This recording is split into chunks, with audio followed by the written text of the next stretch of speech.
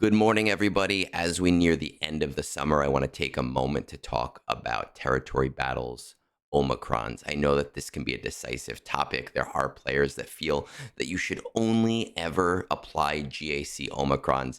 I fundamentally disagree. My belief is that my time is my most valuable resource. And if I can reduce my stress playing the game, if I can reduce my time actively playing the game, if I can reduce my time overall playing the game, I am going to do that to make my life easier. Now, while this is not going to give me primary increases in my resource acquisition over the course of an entire guild, over the course of preload phases, if other players are doing this, those combats do become important in the later stages of guilds for territory battles. You may not see this in the 300, 400 million range, but as you get into the 600, 700 million range, those combats become really important. So we're going to talk about my tier list. We're going to talk about the ones that I feel are priorities right after the intro.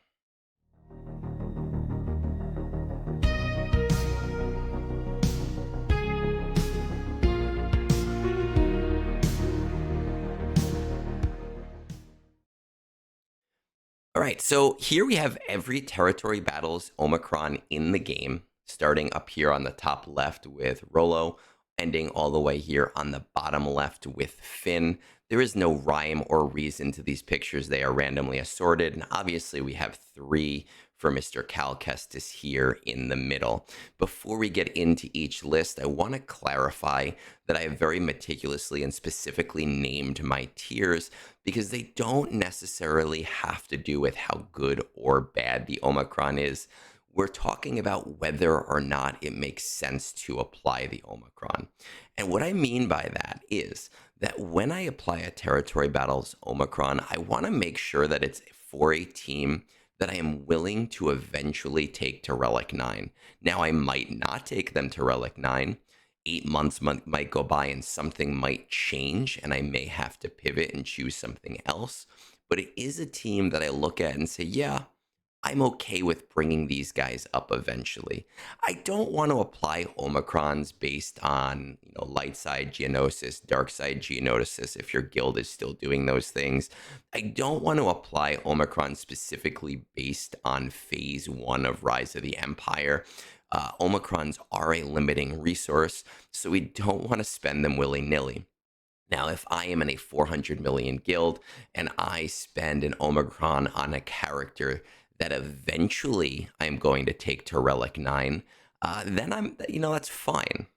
But I want to avoid doing the ones where a character is probably going to tap out at Relic 6 or Relic 7. And some of you may have some of these Omicrons because you love those teams, and that's completely fine. That's not what we're talking about here. We're talking about prioritization in order to make combats easier and to do things in a way that makes sense for the majority of rosters. So let's get into it with the lowest priority of Omicrons.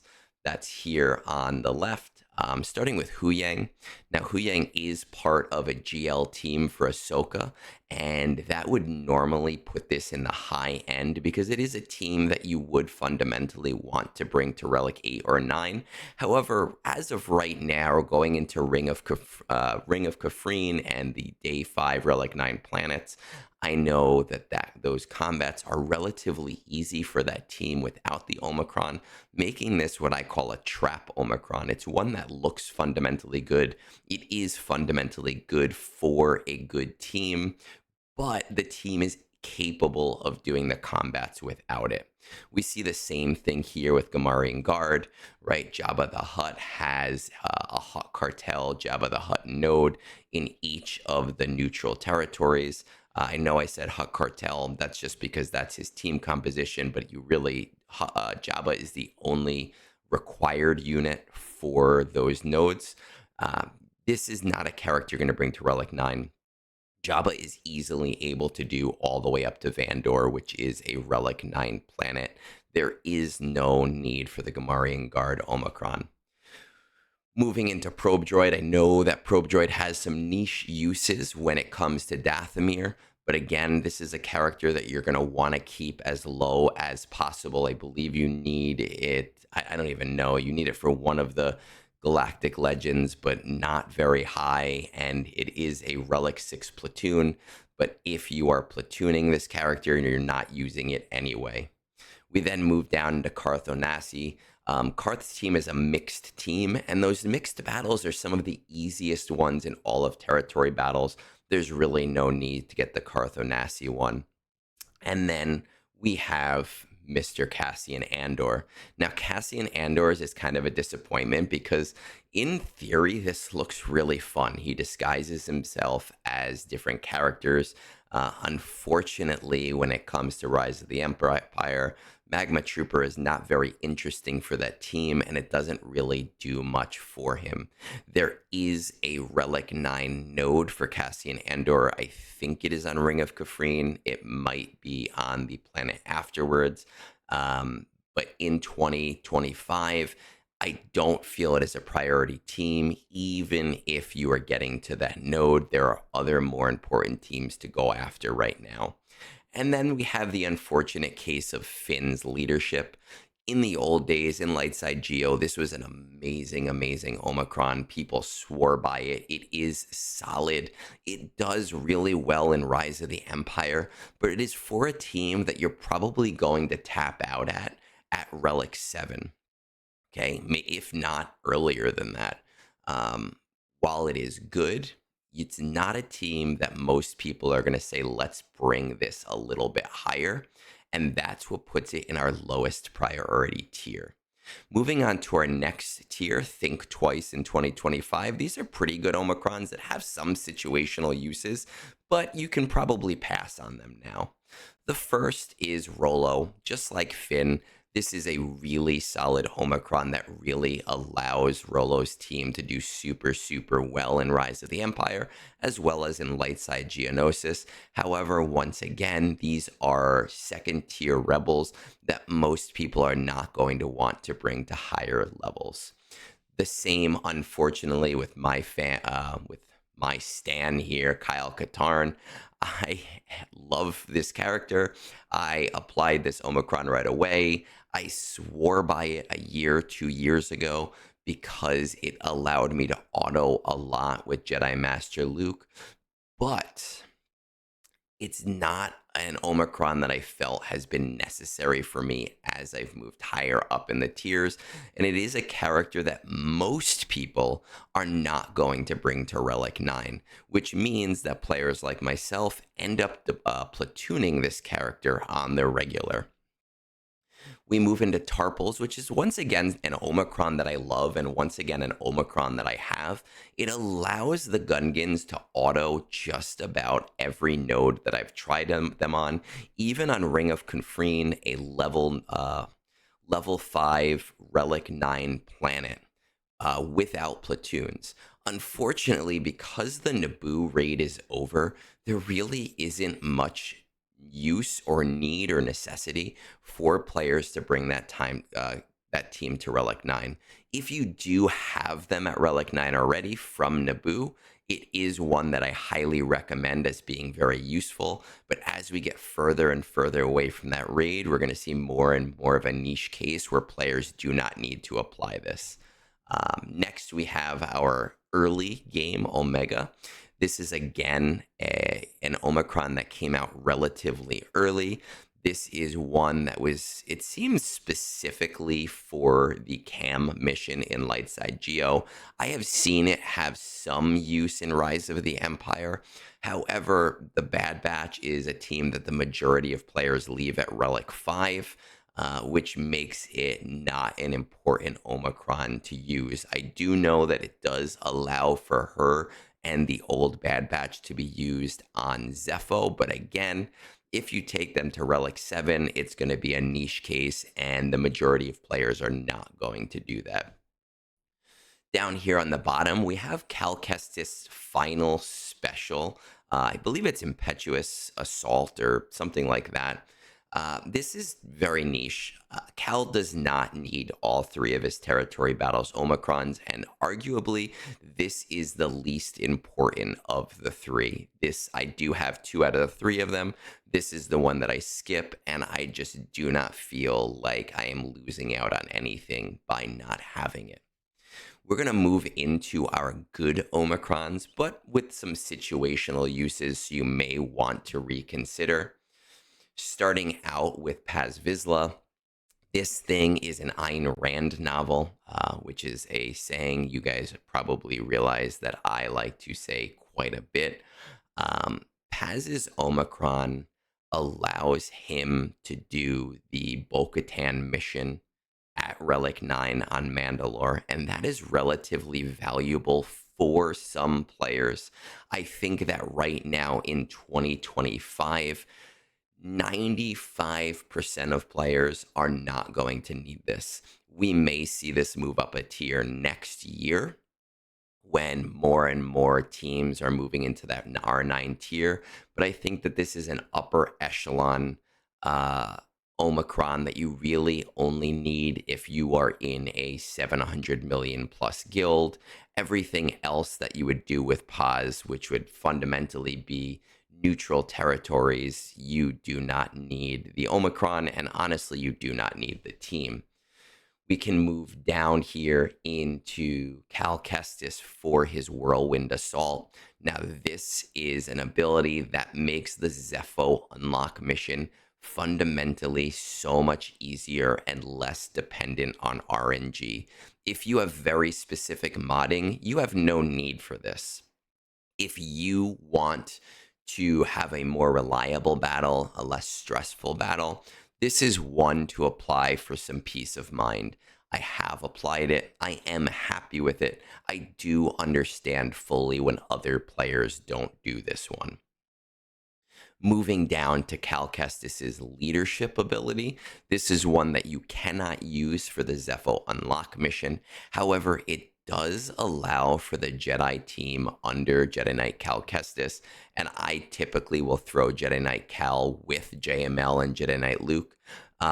It does allow for that team to auto everything that I've put up against it. I, however, have not tried this on the R9 tiers.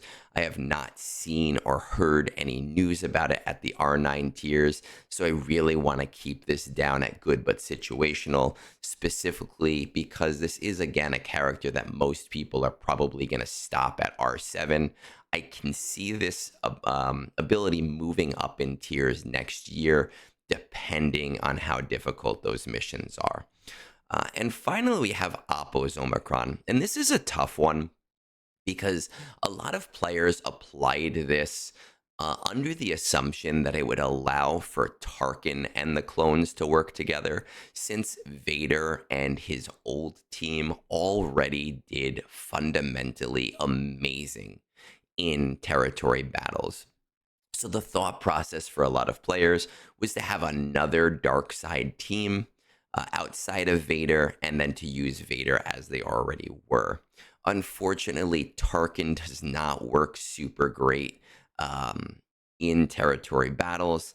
The Omicron itself is pretty good. It does allow Lord Vader to do the sortie battle. 4 out of the 5 of the characters, the clones, for that team are going to be characters you're going to want at Relic 9 for the raid. It remains to be seen if Vader is needed. Rather, if the Omicron is needed for Vader at Relic 9 battles, which is why I'm keeping this down a tier right now until we know more about how important to that team this is for battles on like Malachor, Death Star, Vandor, or Hoth. Moving on to our highest tier here.